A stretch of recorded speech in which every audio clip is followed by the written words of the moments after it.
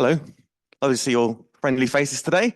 I'm a little bit nervous, so I may speak quickly to begin with, but I will get into it. So just bear with me, okay? So my name is David Hunter. I'm the CEO and director of the Habitat People. A little bit about us. We're a rewilding firm based right here in Northeast Scotland. We make habitat. Basically, that's the be all and end all of it. That's for anyone and everyone. Well, not everyone, but large number of people. We manage about 650 acres of biodiversity. That's from councils, private landowners, again, almost anyone and everyone, really. Very much on the ground work. So yesterday I was helping build a bird hide. The day before that, I was helping to collect seed from some nationally threatened plant species. I am the guy who sits on the ground, talks to people, actually in the field, doing stuff. That's my natural habitat. It's being out there, talking to people on the ground in the wild. Talking about, from the last excellent talk, we are people who represent nature at the table, if you like. If you've got people who've got projects and they say, hey, we want to have more biodiversity in it, we want to do more things. We, the people, say, okay, well, this is the good bits of nature, this is the bad bits of nature. That's where we go around. That's my boss, basically. If I don't support nature and support nature in the way that, is beneficial for it, I'm in trouble. So really, that's my end goal. I'm not holding to profit or loss. I don't make any money. I'm very much, we are in a mass extinction event. Has anyone said the words mass extinction event this morning? Out of curiosity? No. We are in a mass extinction event. We have been for the last 200 years. I think it's really important to recognize that and use it along terms like climate crisis. We have lost the vast majority of wildlife across the world at the moment, and we have to do something about it. And hopefully, all you lovely people here can be helping to do something about that. But I think it's worth recognizing the fact that we are in a mass extinction event.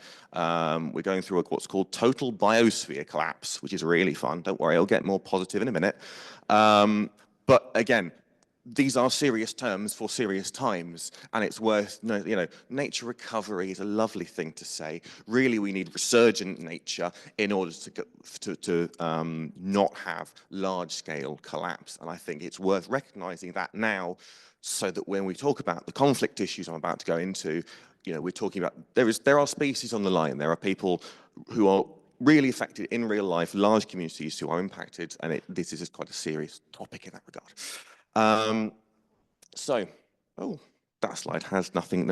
I think that's white text on there. Well done for the translation to PowerPoint, that's fine. So what this should say is wildlife conflict. I'm talking about different issues here. So we're talking about misunderstandings. So maybe things that you want to do with nature around it, but people aren't going to be happy about misunderstanding it. We're talking about anger and outrage about some of the issues to do with biodiversity, and understandably so. And then outright, complete, this is not going to happen at all. You're never gonna happen. And so I'm gonna go through some of these different types of issues, some examples, some of the ways we approach it. And then maybe I've got a couple of other little things actually I'd like just to touch at the end as well. But yeah, we'll get into it there.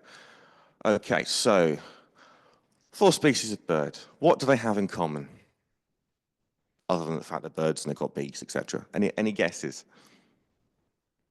Interactive, scary. They're all at risk of extinction. So every single bird species on there. So wood pigeon and rook.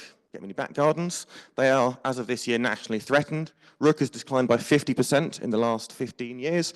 Wood pigeon has declined by 30% over the same window. Herring gull, we might still have them in 2050. 2060-ish. Starling declined by 93% in farmland areas. These are all species that people say, oh, they're common, they're fine. We used to have flocks of literally millions of starlings. We now see, very small numbers. So even in a very urban setting, I'm depressing you all. I'm sorry. Nature is depressing at the moment. We're trying to do something about it. But it's worth knowing these things. Anyway, so again, white text, fantastic. It was black when I sent this through, but obviously the translation has no. That's fine. We're going to talk about herring gulls, very controversial species in Aberdeen. Who here likes gulls? Yeah, there's a few hands. That's more than I usually get. That's good. Gulls are a very misunderstood species in that they eat chips and then eat salmon sandwiches. Speaking of my mother last week, actually.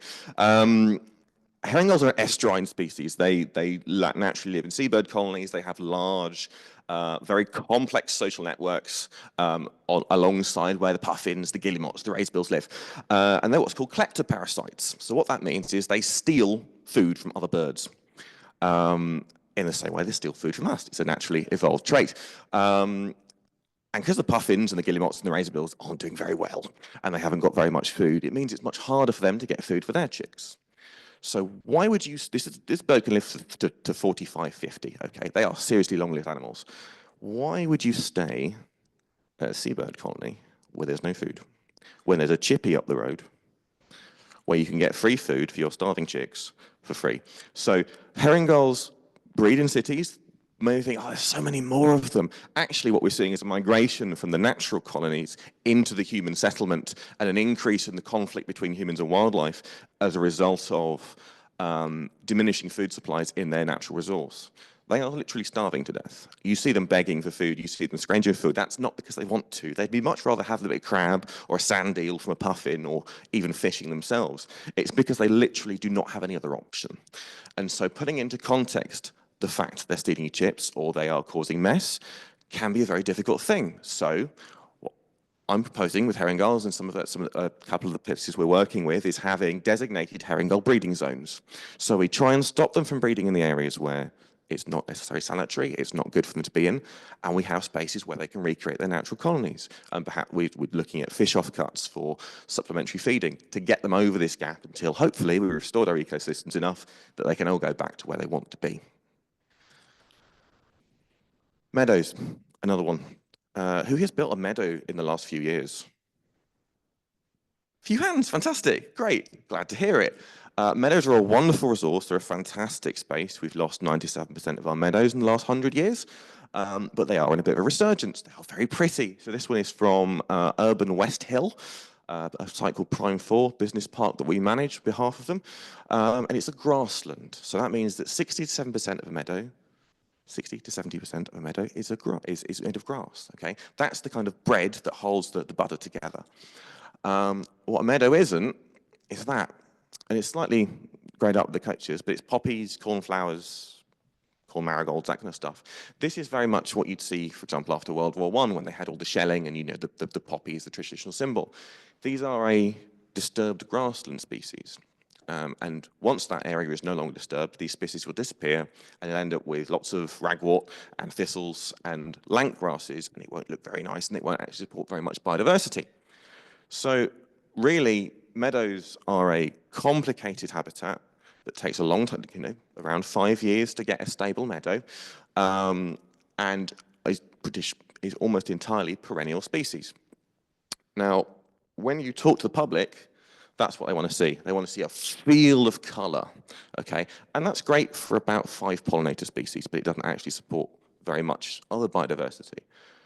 With that, they're eating the leaves, they're eating the roots, they're having a lot more pollen availability for a lot longer as well.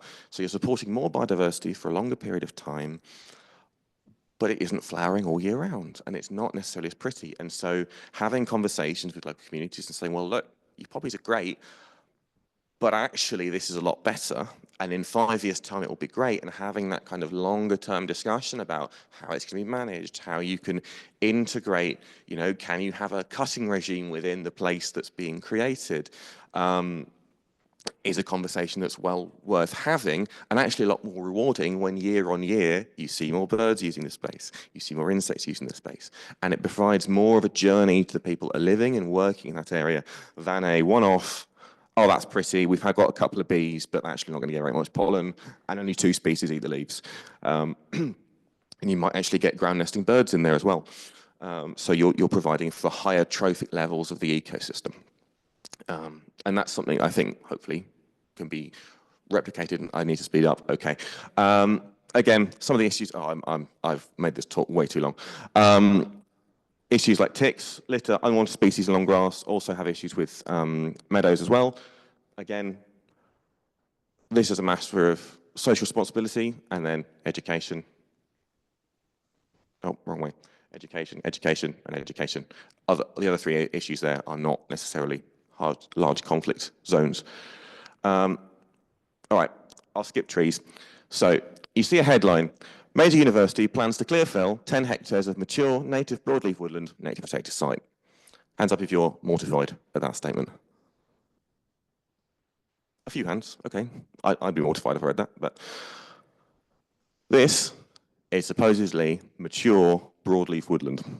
As you can see, it's very open, hardly any of the trees have survived, but from a statutory standpoint, that is woodland, because 20 years ago, it was planted up as such. It's actually a massive carbon sink, so this is a site owned by a local university just over the river that we are restoring as wetland, and 300 years ago, this site was wetland. And so this headline does not yet exist. But if we did the project wrong, that's what would come out. So what we need to do is we're setting the groundwork, we're creating videos, we're talking to the students who, if they found out their university was felling a load of woodlands, would be really upset to actually have this headline.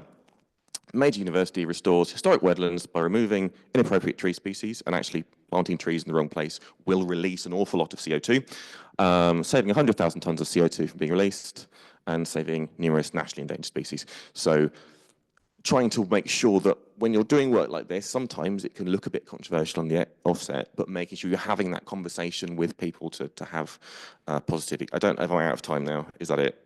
Ish. Yeah, okay. I've got loads of other stuff I was going to say. I've made this talk way too long, but that's all right. Long story short, you really need to talk to people, and you need to engage with ecologists and people that can help guide that, hopefully. I'm sure you all do that already because you're at this conference. But yeah, just rambling through stuff. Gonna skip that for the moment. And you can end up with some really, really good sites. Prime 4, as I mentioned before, we have cattle in an urban business park that are free roaming. They are open to the public to interact with. We have very visible species that the people in the business park can sponsor. So we've got barn owls. They're going out and looking at that kind of stuff. Literally, you know, we've got big offices, meadows next to them. They can go out and enjoy it. And we're having really positive interactions from that work. Although when we started it, there was a lot of tense, oh, you know, we want the grass cut short. Are we sure about this? But now, a few years in, those people are saying, oh yeah, just drop me an email and say, oh yeah, got some butterflies on the window. That's really nice. And starting to build up that journey with them on a positive note, but it does take time. There we go. I've blitzed through that. I'm sorry about that. Yeah, thank you very much. Very happy to work with any of you if you want to chat, but yeah.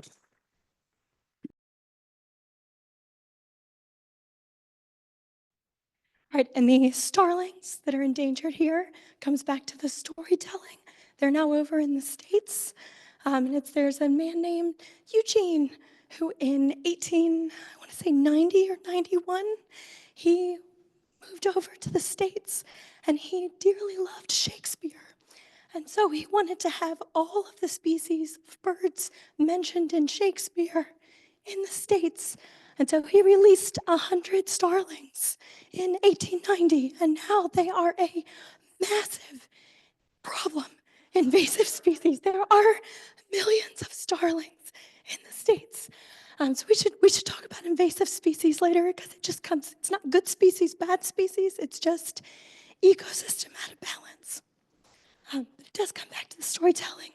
Sometimes if you're working on science or adding to policy, you need to have the evidence, the data backing. So that's what we're going to talk about. I'm an ecologist with the Botanic Gardens. I also specialize in lichens, so it means I'm looking at connections in the ecosystem. And while lichens aren't the talk today, that fondness for epiphytes does mean I'm always looking at foundational, functional pieces and how a system radiates out. And we apply that to nature-based solutions and restoring the ecosystem in the garden. So some of what we do at RBGE, we work to, it's coming back, to explore, conserve, and explain the world of plants. And we're in a very unique role as a botanic garden because we have more than 1 million visitors yearly, and we're trusted by those visitors of the general public. So the things that we do, the messages that we're sending out, they're taken in and acted on by the general public. We're also a scientific and academic institution. So we advise on consultations with the Scottish government. We work with organizations within our own city, wider Scotland, and internationally. And we're a trusted messenger for them too. So with that trust from all these different levels comes a lot of responsibility to do it appropriately whenever we do take action and to share that message out. Oh, and some of that research actually happens right on the grounds that you wouldn't know about. So these are little water avens. We have them next to wood avens, and we'll plant them in dry conditions, in wet conditions, and we watch how they hybridize for future adaptation. Or there's work happening, out in the field in the Cairngorm. So it's all over. And then we have, I think it's 3 million species in our herbarium. So come and visit us in Edinburgh. All right, so when we started doing nature-based solutions, because like everybody else, we're experiencing climate change, we had to look at how do we make that happen. So that was with evidence-backed nature-based solutions. This is a walking path in the garden. It gets flooded every time we have even the smallest bit of rain, because there's a hill over on this side on the birch lawn, and it would just cascade down, and we would have to shut this path. So it's a definite problem. But being botanists, we thought we'll fix it with plants. So these are, and we had to do that through nature-based thinking, which I won't spend a lot of time on, but you can read up on. And it's not nature for people, which would be nature-based solutions, but it's nature with people in it. So you're part of that ecosystem, which a lot of the speakers have talked about today. So we do have a weather station on the grounds of RBGE, and we track what's happening with our weather. And we know it's getting a little more erratic, but it's in the patterns of what we're seeing. So we are getting more rain year over year, but it's when we get that rain. We're having wetter winters and drier springs right at the time when the plants need all of that water. We're also getting stretches of dry weather in the middle of all of those storms. So instead of steady rain every 2-3 days, we're getting 8-9 days of dry weather, which stresses out the plants, dries out the ground, and then you get a deluge of rain where you have, the amount of rain that would have fallen over 8 hours is falling within 30 minutes. So it's the intensity of the rain that's also making a difference. This was that flooded birch lawn, and it is now a rain garden. So that tree right there, that's the large tree you're seeing in the aerial view on this side. So we dug out a depression, and we took that dirt that we dug out, dumped it right next to it to create a berm. So just mechanically, you gave the water coming down the hill a place to settle, and then if it was really strong water, having the berm next to it means that it could slosh up, fall back down. Now it has a place to go and can sink in. We modified the soil, and we did 2 different mixes of soils. Sorry. So one was what is recommended in the SUDS manual, Sustainable Urban Drainage Systems. So you're bringing in gravel and sand for a higher proportion of brought-in material to increase infiltration. But that also can be expensive because you're bringing in more material.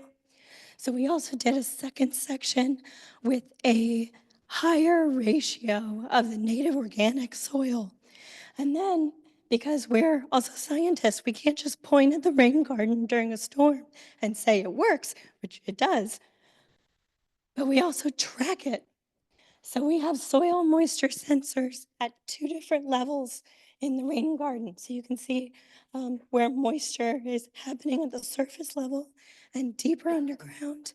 We have leaf wetness sensors. You can start looking at transpiration, what's happening with the plants.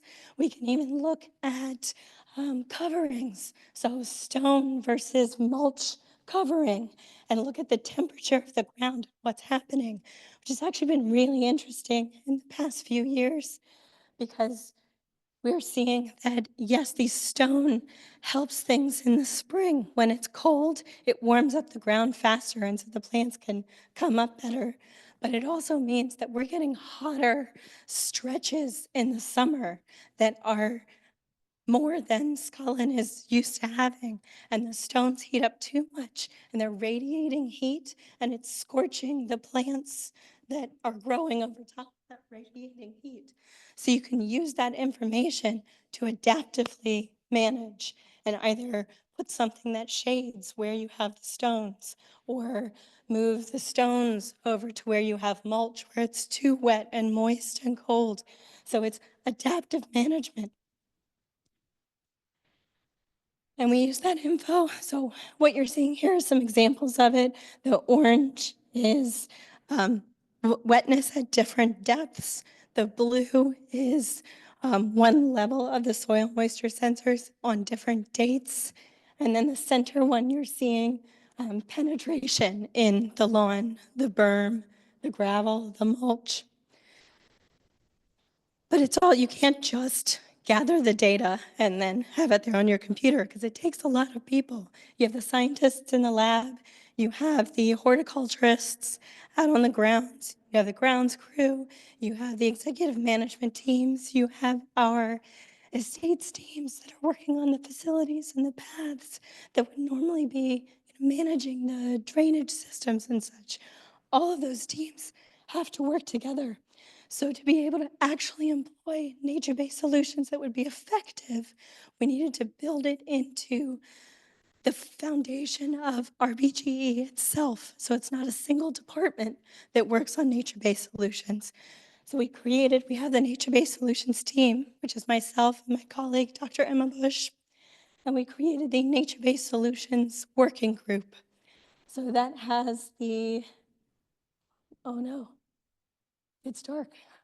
Okay, well, that has the heads of departments for nature-based solutions, for the horticulture, estates, digital enterprise, interpretation, um, education, and several others, so that we meet quarterly and we sit and talk about nature-based solutions and how it's affecting all of our work, because it's not a single enterprise or a single device. It's a way of continuing to do our work of conserving, exploring, and explaining the world of plants in a way that works for a changing world.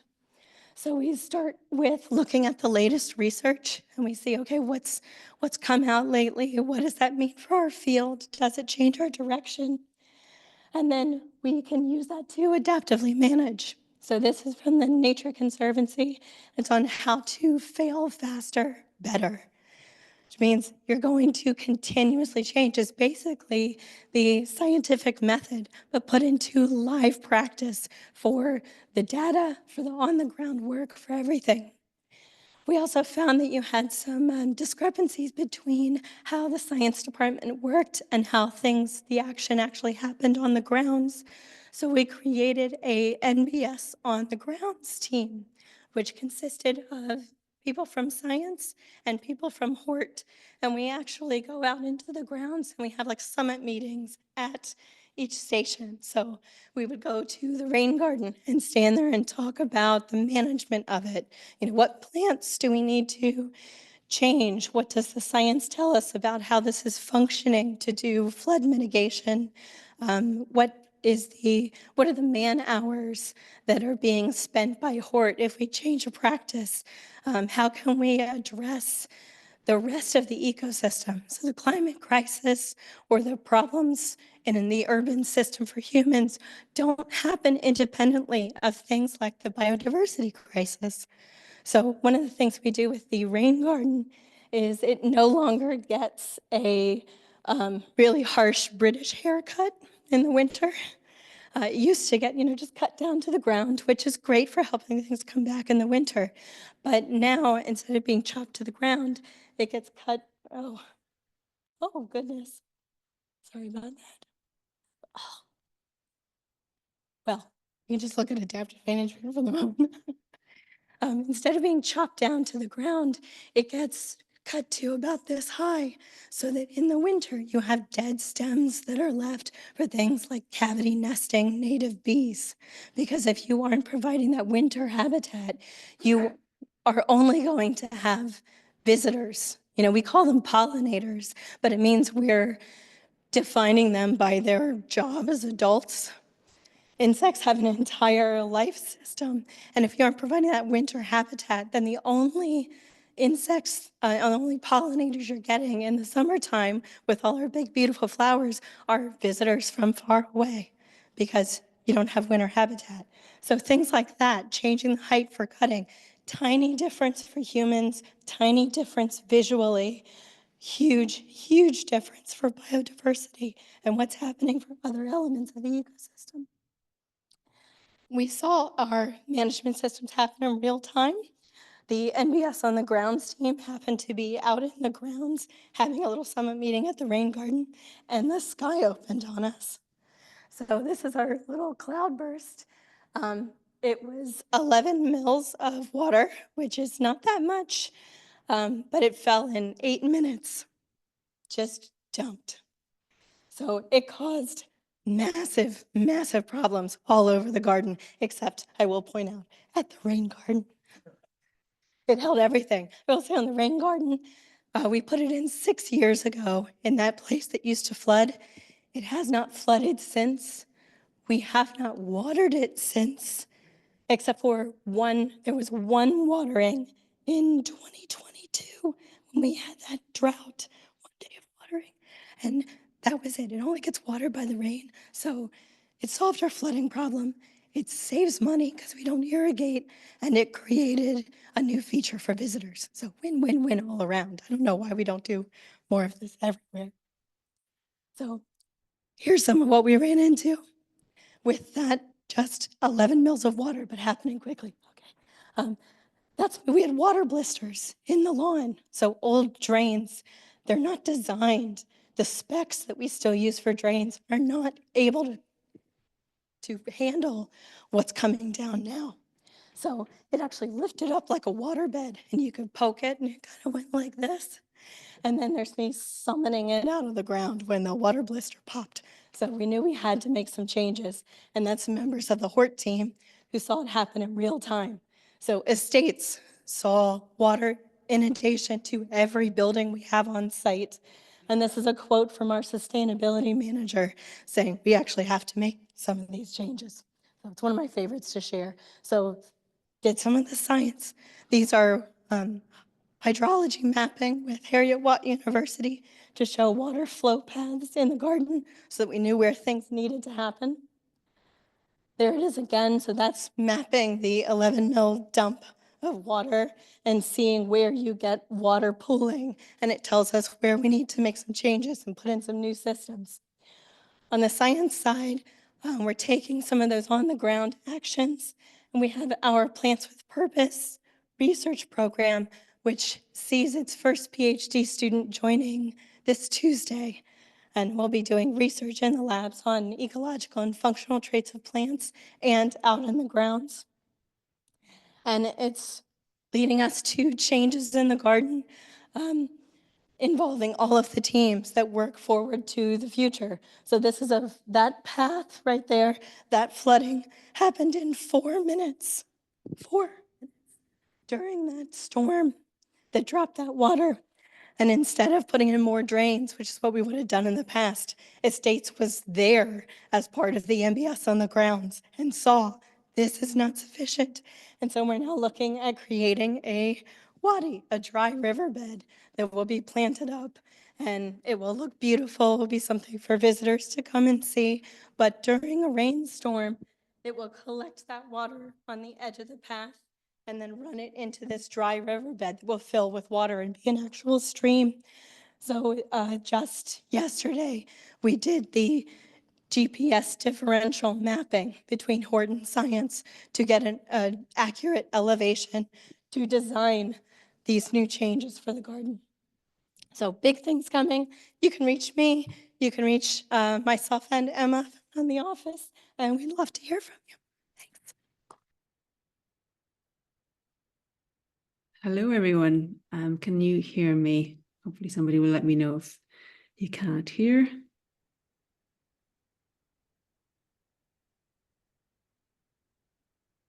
Okay, I will carry on. Many thanks for inviting me to your conference today. Great, thanks, Marco. So yeah, many thanks for the invitation for today. I'm sorry I wasn't able to join in person, but I am delighted to be part of your event and to have had the opportunity to hear what my fellow speakers have shared this morning. Presentations were fascinating and very thought-provoking. As Lo mentioned, at LSE, I'm supporting the EU Naturance project, and I'll explain more on that in a moment. I'm afraid my presentation is a lot less colourful than what we've been treated to so far, and I have no actual pictures of nature. But I do ask whether nature-based solutions are the answer to urban flooding. And I hope that's a pertinent question for this audience, given your respective roles as architects, designers, and built environment professionals in the design of communities, environments, and much else besides. So I'd like to stimulate thinking on whether the case can be made for integrating the protection and restoration of biodiversity and flood management to enhance urban resilience. Indeed, I'd like to test some key messages and recommendations that we're actively considering as part of my current project at LSE. More on that later. Next slide, please. But first, let me provide some background on the Naturance project. So it was established by the EU Horizon Europe Research and Innovation Framework, and it aims to examine the technical, financial and operational feasibility and performance of nature-based solutions from an insurance and investment perspective. And the initiative facilitates in-depth discussions with our knowledge network to explore synergies and gather views on feasible instruments and the conditions for their success. And this includes consideration of equitable access to the benefits these solutions provide and the transferability of successful pilots to other geographic and policy areas. I seem to have lost the slides. Hopefully you will get them back, but I will keep going. The project is ultimately looking to inform policy and decision makers with actionable insights from investigation and analysis of what works and what could work. And LSE is one of 9 consortium partners supporting the project, and our core role is to facilitate a series of innovation labs.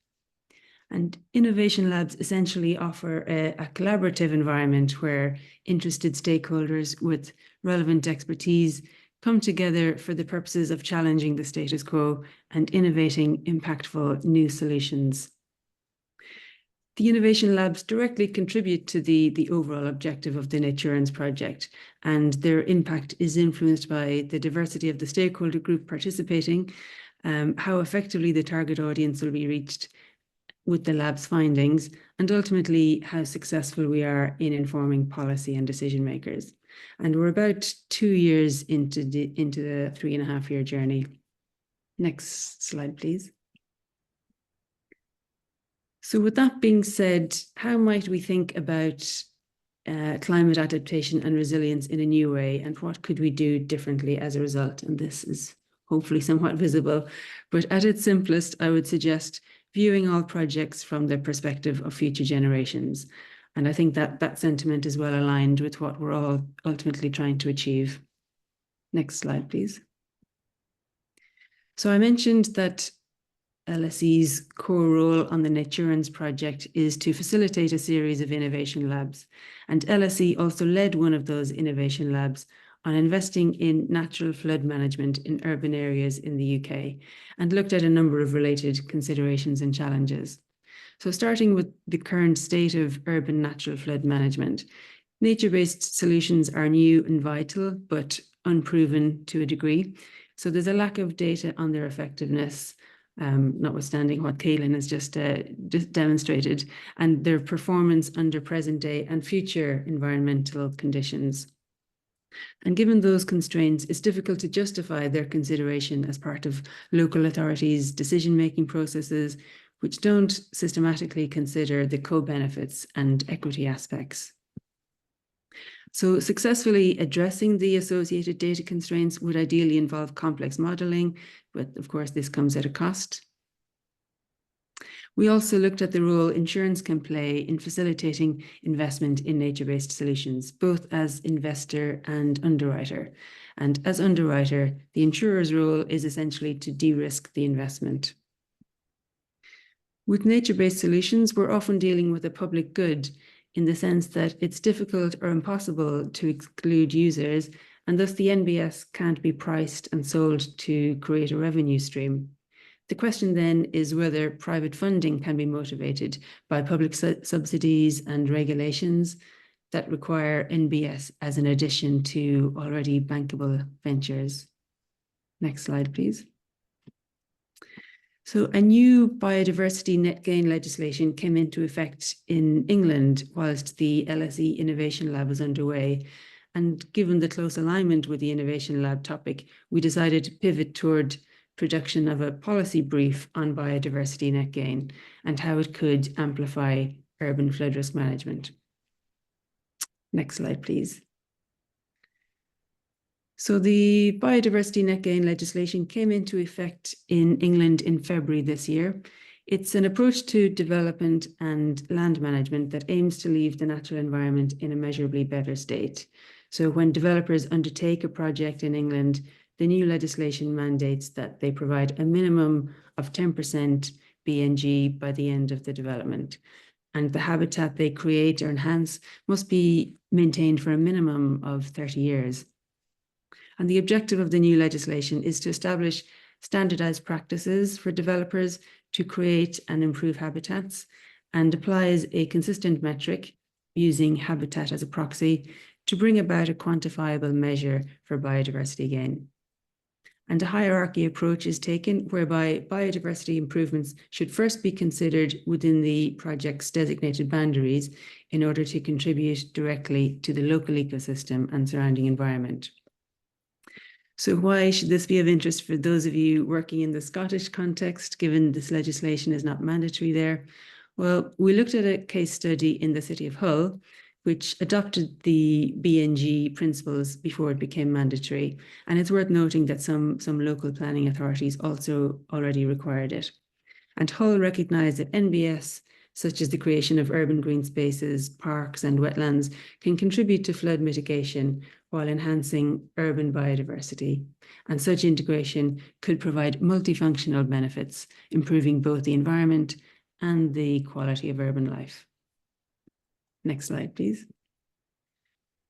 So despite criticism of the former UK government's backtracking on the environmental agenda, the new legislation is quite a progressive policy that is likely to play a crucial role in restoring and preserving nature, and could underpin a boost to flood management efforts by encouraging spaces for nature that bring a range of benefits, including in an urban context.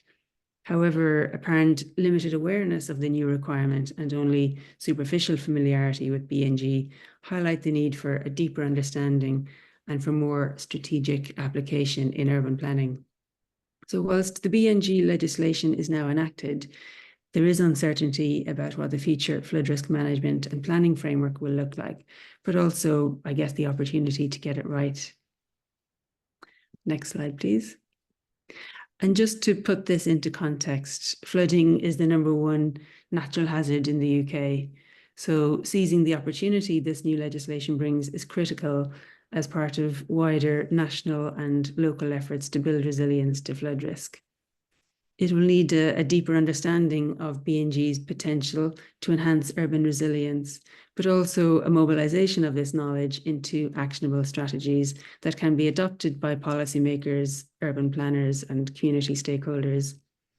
And investments that are now required by law could be channeled to lead to co-benefits, which could be economic, social, and environmental. For example, I understand Glasgow's new urban forests have planted 18 million trees to avert 100 million of flooding damage. And the trees are an integral part of the city's sewage system, flood defence, and air quality regulation, which also contribute to improved mental and physical health through the creation of green spaces and nature reserves.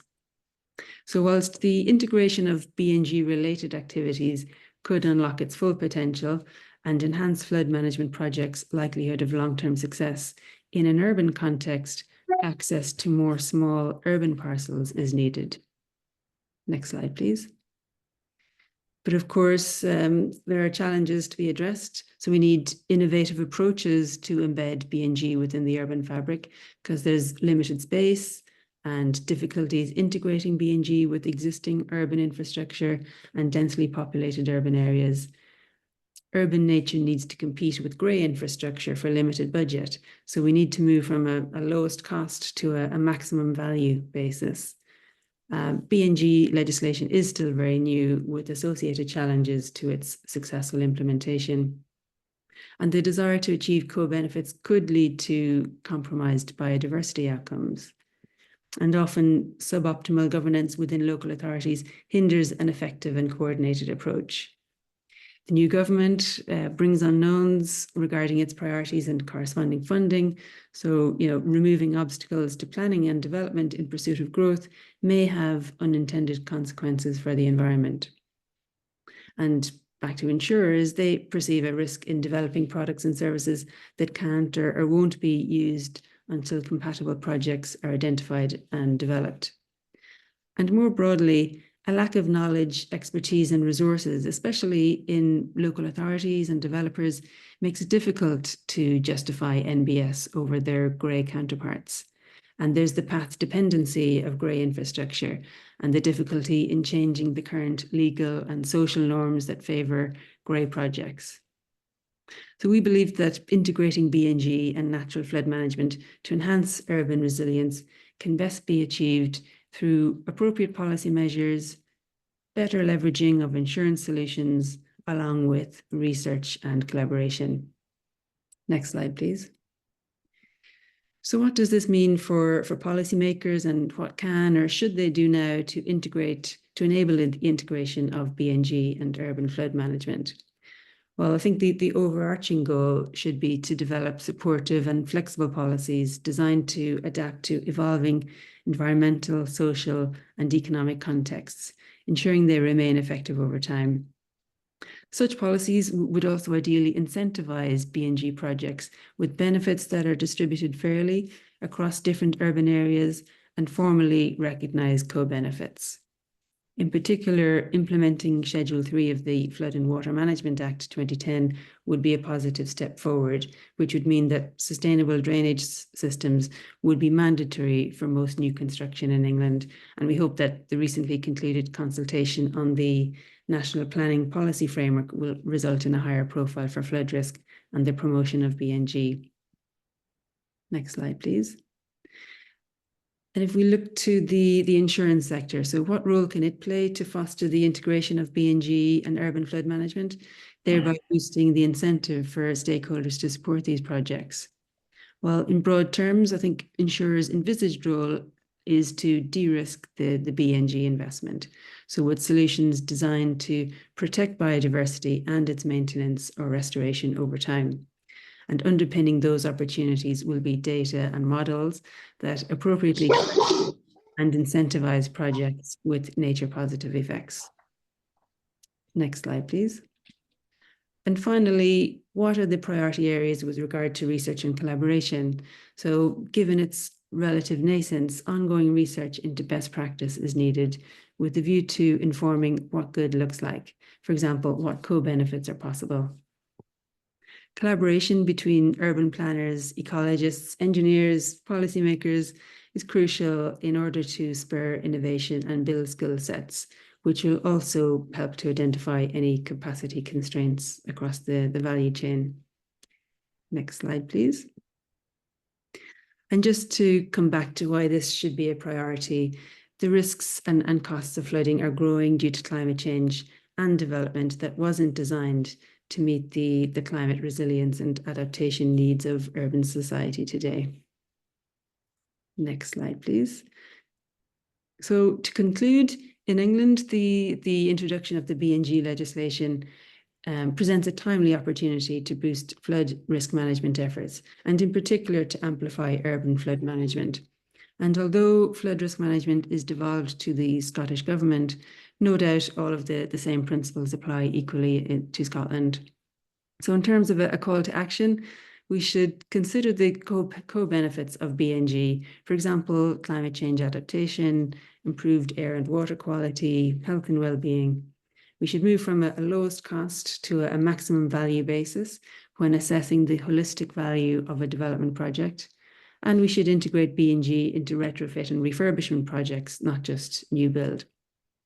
And this opportunity should be seized by policymakers and national and local planning authorities with support from other key actors in the value chain, such as developers, architects, designers, so that ultimately we collectively come to view all projects from the perspective of future generations. The last slide, I believe. So that's the end of my presentation. Thank you very much for listening. I hope that some of the key messages around the case for integrating the protection and restoration of biodiversity and flood risk management to enhance urban resilience have resonated with you.